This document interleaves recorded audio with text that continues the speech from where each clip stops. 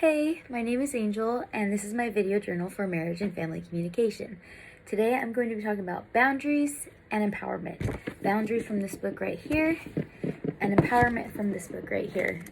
The first thing I'd like to talk about is boundaries, and I have two topics from the book that I'd like to discuss.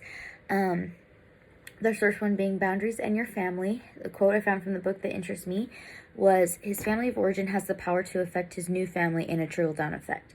This means that however you're affected by your family now will trickle down into how you treat your family in the future, whether that's good or bad, or subconscious or conscious.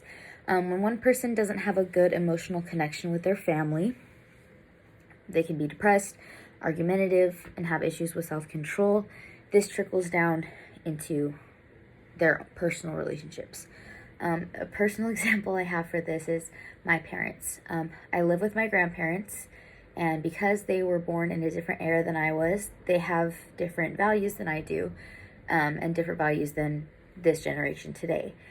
An example is my mom. She was raised and in a very proper household, she was seen and not heard is how she explained it to me, meaning that she was told to act nice, dress proper, be a lady, but she could not use her voice. And that's how it was back in the 60s when she was raised.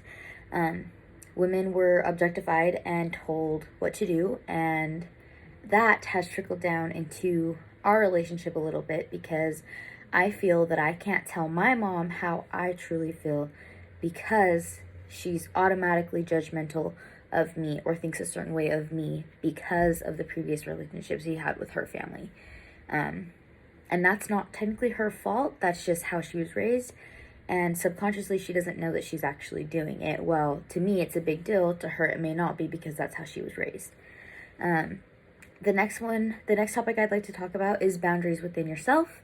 The one topic that I found interesting in here was the topic of food. Food affects relationships and can reflect self-hate. If you have an unhealthy relationship with food, overeating, undereating, it can affect your relationships greatly, and we don't even realize it.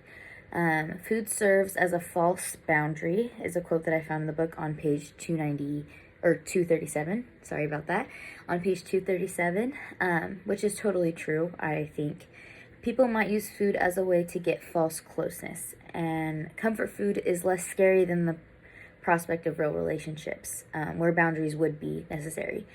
Meaning that if you're in an argument or you're sad or mad or whatever, the first thing you turn to is food.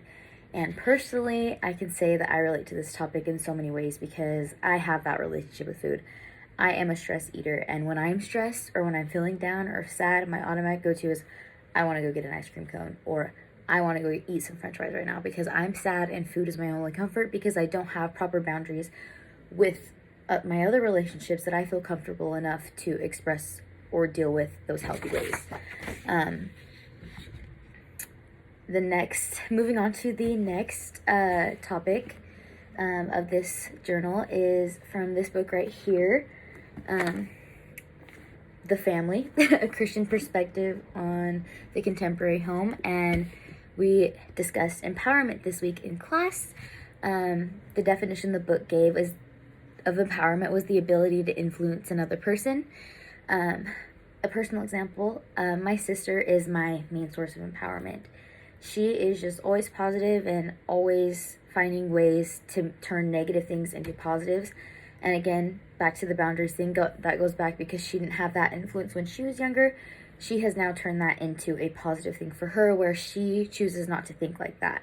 And that has trickled down to me because she empowers me to be a better person and to want to be a better person, because that's how she influences people. And another example I have in my life is my mom. She is my main source of empowerment. She says things to me all the time that aren't honestly unexpected, and it makes me feel really good, because sometimes I look for her